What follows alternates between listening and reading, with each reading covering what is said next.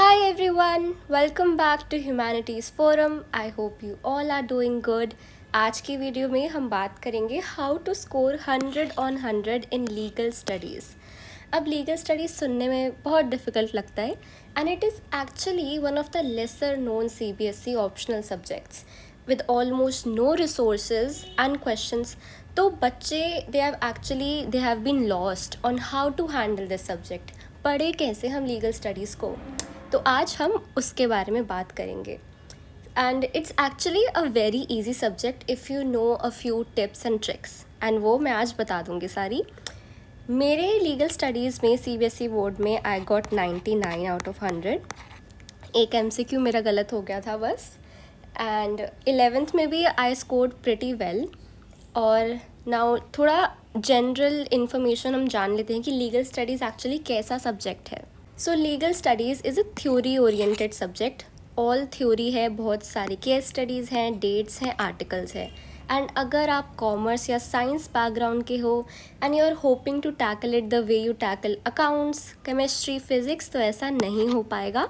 It's a theory subject, तो उसके लिए आपको एक डिफरेंट अप्रोच लेनी पड़ेगी। एंड इसके रिसोर्सेज एक्चुअली कम हैं, ठीक है। The only resource which can be trusted is NCERT के अलावा और कोई भी रेफरेंस बुक मत लेना।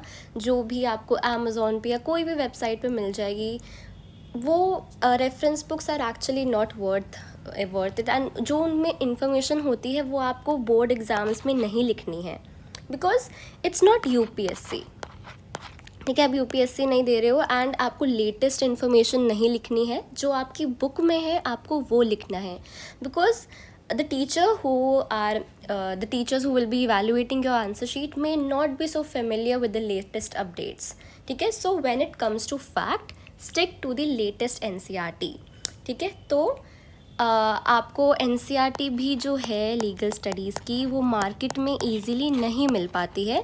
सो आई सजेस्ट कि you should download the latest version from the NCERT website. NCERT की जो भी वेबसाइट है वहाँ से लेटेस्ट बुक का आप प्रिंट आउट ले लो and then use it to study, because market में नहीं मिलती है, मिलती भी है तो बहुत पुराना वर्जन मिलता है, वो लेने का कोई फ़ायदा नहीं है।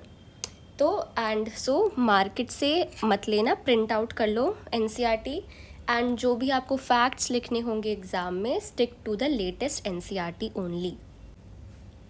सो नाउ दैट वी नो कि जनरल इन्फॉर्मेशन क्या है, कैसा सब्जेक्ट है, कैसे पढ़ना है, NCERT कहाँ से लेनी है, रेफरेंस बुक हमें नहीं लेनी है, तो इन सब चीज़ों के बाद हम देखते हैं कि हमें एक्चुअली में पढ़ना कैसे है, करें क्या हम लीगल स्टडीज़ में। तो सबसे पहले नो योर सिलेबस। अब सिलेबस हमें कहाँ से देखना है? CBSE की ऑफिशियल वेबसाइट से। So this is the syllabus for class 12th which I have downloaded from the official website of CBSE. So इसमें जुडिशरी है, ADR है, टॉपिक्स इन लॉ, ये सारे यूनिट्स मेरे सिलेबस में भी थे, मैंने भी ये सब पढ़ा है। One thing which is added is law and sustainable development and form of legal entities. So ये सारे टॉपिक वाइज आपको सिलेबस मिल जाएगा। You just need to go through each and every topic very carefully. हर एक topic को बहुत ही अच्छे से पढ़ना है एंड हर एक टॉपिक का ना पढ़ते पढ़ते नोट्स बना लेना, आंसर बनाते जाओ साथ साथ में। एंड इसके बारे में हम आगे भी बात करते हैं कि नोट्स कैसे बनाने हैं। सो नाउ हमने सिलेबस देख लिया ऑफिशियल वेबसाइट से। सिलेबस का भी आप प्रिंट आउट ले लो, अपने पास रख लो, एंड PDF मैं आपके लिए डिस्क्रिप्शन में डाल दूँगी। Second step is to read. Just give a single reading to the chapter. Try to understand the concepts. Just make sense out of it. ठीक है, जो भी आपको समझ नहीं आ रहा वो आप अपने टीचर से पूछ सकते हैं एंड अपने डाउट क्लियर कर सकते हैं। तो एक सिंपली एक रीडिंग दे दो चैप्टर को पहली बार, बिना कुछ अंडरलाइन करे, बिना कुछ भी सोचे समझे। Just try to read and अब खुद समझने की कोशिश करो कि आपको कितना समझ आ रहा है। Third step is to highlight. So once you understand what the stuff is about, start highlighting the keywords. अब ये जो keywords है वो जनरली क्या होते हैं? आर्टिकल्स होते हैं, डेट्स, नेम, प्लेसेस, एंड ये सारी चीज़ें they are going to come handy while framing your answers. अब आपके आंसर में अगर एक टीचर को डेट्स मिलेंगी, आर्टिकल्स मिलेंगे, the teacher will be very impressed कि चलो ये सारी डिटेल्स बच्चे को याद है। तो डेट हो गई, आर्टिकल्स हो गए, नेम, जगह के नाम, ये सारे आपके आंसर में होने चाहिए। So start highlighting them while reading. Fourth step is to write. अब reading and highlighting are not enough, ठीक है। राइट में आप क्या कर सकते हो, close the book and try rephrasing the answer that paragraph in your own words, ठीक है। तो आपने कोई भी पैराग्राफ पढ़ा बुक का, ठीक है, एंड उसको समझ लिया, then close the book and आप अपने वर्ड्स में उनको लिखो। जो भी आपने पढ़ा, जो भी आपने समझा, आप खुद के वर्ड में उसको रीफ्रेज करो। आप ये कर सकते हो, या फिर आप अपने नोट्स बना लो, ठीक है। आपने एक पैरा पढ़ा एंड जो भी आपने उस पैरा पढ़ा उसके नोट्स बना लो पॉइंट्स वाइज, ठीक है। या फिर फ्लो चार्ट बना लो एंड आप नोट्स बना सकते हो इन the form of question answer also, कि आपने एक पैरा पढ़ा, अब उस पैरा का उसकी हेडिंग है फंडामेंटल राइट्स। अब उसका आप क्वेश्चन बना लो कि explain all the fundamental rights. Then जैसे आप उस आंसर को एक एग्ज़ाम में लिखोगे वैसे ही उसकी प्रैक्टिस करो लिखते हुए।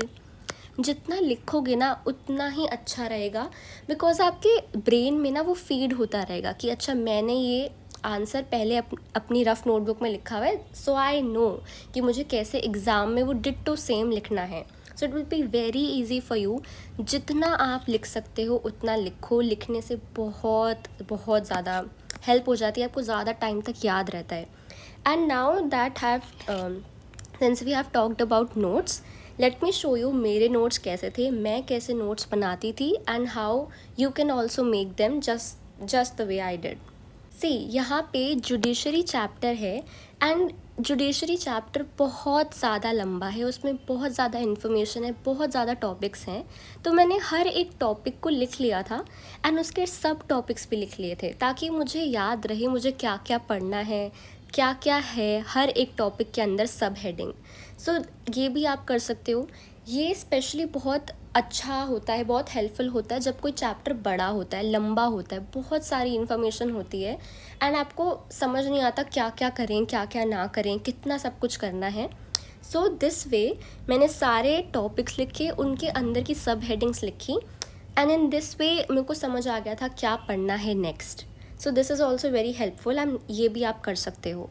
Now Indian evidence act of 1872 के मैंने नोट्स ऐसे बनाए थे, पॉइंटर्स बनाए हैं एंड देन जहाँ पे भी डायग्राम मैं बना सकती हूँ, फ्लो चार्ट में बना सकती हूँ, मैंने बनाया है। Like the act is divided into 3 parts, तो मैंने 3 पार्ट का अलग अलग लिखा है ताकि मुझे याद रहे, मुझे ध्यान रहे। And flow chart are generally very easy to read, बहुत जल्दी याद हो जाते हैं। एंड ये सेम फ्लो चार्ट आप अपने आंसर शीट में भी बना सकते हैं। तो लॉ ऑफ कॉन्ट्रैक्ट एंड ये सारे मैंने पढ़ते हुए बनाया है, मैंने रीड करा, मैंने अंडरस्टैंड करा, जो भी मुझे समझ आया मैं साइड में लिखती जा रही हूँ। स्ट्रिक्ट लायबिलिटी भी बहुत इम्पॉर्टेंट है, negligence, intentional tort, battery assault, false imprisonment, ये सब कुछ बहुत इंपॉर्टेंट है। एंड मैंने बहुत सारी चीज़ें नहीं लिखी हुई, बुक नहीं उठा के कॉपी करने लगना है, बहुत ही इम्पॉर्टेंट चीज़ें लिखनी है बस, ठीक है। लाइक इंटेंट, कॉजेशन, जो भी एग्जाम्पल्स याद रखना, जैसे आयरन बॉल का यहाँ पे एग्जाम्पल है, फॉल्स इम्प्रिजमेंट में लॉक्स इन द क्लासरूम। तो जितने भी एग्जाम्पल्स हैं वो बहुत इंपॉर्टेंट है, एग्जाम्पल्स का भी ध्यान रखना। देन इंटरनेशनल लॉ एंड सी, मैंने एक पेज को मैं हाफ में डिवाइड कर देती हूँ ताकि मैं ज़्यादा कुछ इन्फॉर्मेशन लिख सकूँ। तो सी, हर एक टॉपिक के बारे में मैंने कुछ ना कुछ लिखा हुआ है।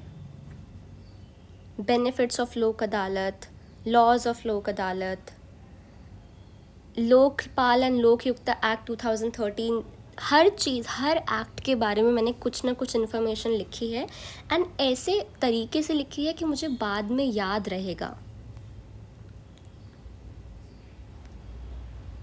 बेनिफिट्स ऑफ सी, एडीआर क्या होता है, ADR का मीनिंग लिखा, उसका वैदिक एज के बारे में। देन सेकंड चीज़ benefits of ADR, and then why do we need ADR।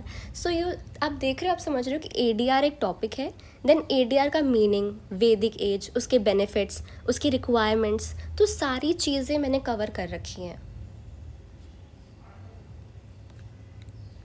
तो क्वाज़ी जुडिशल बॉडीज़ क्या होती हैं, क्वाज़ी जुडिशल बॉडीज़, उनकी पावर क्या होती है, एग्जाम्पल्स क्या हैं, फंडामेंटल वंस उनके एग्जाम्पल्स क्या हैं, कमीशंस क्या हैं उनके। तो हर एक चीज़ मैंने बहुत ही नीटली एंड बहुत ही सिस्टमैटिकली लिखी है। आपको भी इसी तरह करना है, ट्रस्ट में। ये ऐसा करके ना आपको बहुत आसानी रहेगी याद करने में, एंड एग्ज़ाम्स जब आपके आएंगे तब आपको रिवीजन में भी बहुत हेल्प होगी। नेक्स्ट चीज़ हमें क्या करनी है, हमें सॉल्व करना है। अब हर एक चैप्टर के बाद बैक क्वेश्चंस होते हैं NCERT में, जो हमें पक्का सॉल्व करने हैं सारे के सारे। क्योंकि क्या है ना, due to the lack of material, questions in the exams come directly from NCERT, and उन आंसर में आपको सारे कीवर्ड्स जो है मेंशन करने हैं। सो जो भी NCERT के बैक क्वेश्चंस हैं उनको पक्का सॉल्व करना है। Next is PYQs, sample papers. So PYQs करो, आपको बहुत हेल्प होगी, उससे भी पता चलेगा कि कैसे क्वेश्चंस आते हैं। एंड लीगल स्टडीज़ में ना MCQs में केस स्टडीज़ आ जाती हैं, एंड MCQs में भी थोड़े कंफ्यूजिंग हो जाते हैं, तो उनकी प्रैक्टिस बहुत इम्पॉर्टेंट है। आपको कोई भी एग्जांपल्स दे दिया जाएगा, उसमें आपको बताना पड़ेगा कौन सा टॉर्ट लग रहा है, कौन सा कॉन्ट्रैक्ट है, कौन सा एक्ट है, कौन सा आर्टिकल है। तो ये सारी चीज़ें ये रट्टा मारने से नहीं आएगी, उसके लिए आपको प्रैक्टिस करना पड़ेगा, उसके लिए आपको हर एक कॉन्सेप्ट समझना पड़ेगा। तो PYQs तो पक्का करना, and specially MCQs, case studies वाले question. Next is 3 para technique. For long answers start with an introduction देना है, देन बॉडी में मेन पॉइंट्स जो भी होंगे, and then conclusion. This is very common technique, बहुत कॉमन है, एंड बट अगर आप इसको अप्लाई करोगे अपनी आंसर्स में, देन डन है डील, मार्क्स फुल आएंगे आपके। बिकॉज एग्जामिनर को पता चल जाएगा कि बच्चे को सब कुछ आता है, इंट्रोडक्शन दे रहा है, बॉडी दे रहा है, एंड कंक्लूजन दे रहा है। 4 और 6 मार्कर्स में तो देना, ठीक है। एंड ये आपका फॉर्मेट होना चाहिए एक आंसर का, एंड अंडरलाइन कर देना, हाईलाइट कर देना keywords. Next is flow charts and diagrams. मैं ऑलरेडी दिखा चुकी हूँ कि कैसे मैंने फ्लो चार्ट्स बनाए हुए थे। सो बहुत सारी इन्फॉर्मेशन होती है, and it is better to remember them in the form of flow charts. बहुत आसानी से आप याद कर सकते हो, ठीक है। बहुत ही लंबे लंबे आंसर्स को आप इन शॉर्ट ईजिली याद कर सकते हो इन the form of flow charts and diagrams.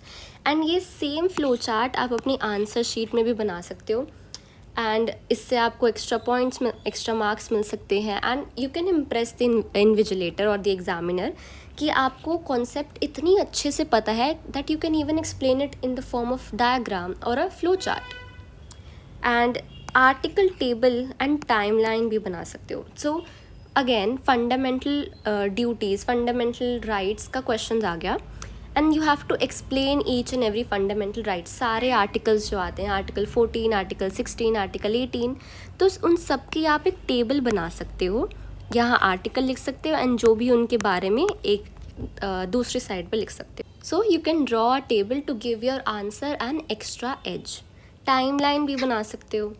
सो जो भी जिस भी क्वेश्चन में questions that trace the development of a particular concept और a brief history of anything, आप एक वर्टिकल लाइन बना के in the middle of the page start from the top and write alternatively on both the sides. जो भी जैसे भी आपको बनानी है टाइमलाइन, आप ऐसे करके टाइमलाइन बना सकते हो। So there are lot of ways, ठीक है, जो भी आपको अच्छा लगता है वो कर सकते हो। So there is one more thing I would like to mention कि limit yourself to the case studies which are present in the NCERT, ठीक है। मोस्टली क्या होता है, जो भी केस स्टडीज़ होते हैं, एग्जाम्पल्स होते हैं, उनके वो बस नाम बदल देते हैं, एंड वो सेम टू सेम क्वेश्चन आपका एग्ज़ाम में आ जाता है, ठीक है। And you need to be able to identify and remember what verdict was given and why it was given. Verdict याद रखना, ठीक है, कौन से हाई कोर्ट, कौन से सुप्रीम कोर्ट ने वर्डिक्ट दिया था, and why was it given, ठीक है। तो केस स्टडीज़ के लिए सारे एग्जाम्पल्स पढ़ने हैं, वर्डिक्ट क्या दिया था, कब दिया था एंड क्यों दिया था, ये सब चीज़ें आपको याद रहनी चाहिए। And that's it for today's video. I hope आप लोगों को कुछ ना कुछ समझ आया हो इस वीडियो से। ट्रस्ट मी, लीगल स्टडीज़ बहुत ही प्यारा सब्जेक्ट है, मुझे बहुत अच्छा लगता था। I use to love studying legal subjects and मेरे हमेशा अच्छे मार्क्स आते थे। तो लीगल स्टडीज़ से डरो मत, ठीक है, बहुत ही इजी सब्जेक्ट है, बहुत ही आसानी से हो जाएगा। If you guys have any doubts, any queries, और आप चाहते हो कि मैं किसी पर्टिकुलर टॉपिक पे वीडियो बनाऊँ, then please drop them all in the comment section below, and I'll see you guys in the next video. Till then, keep learning.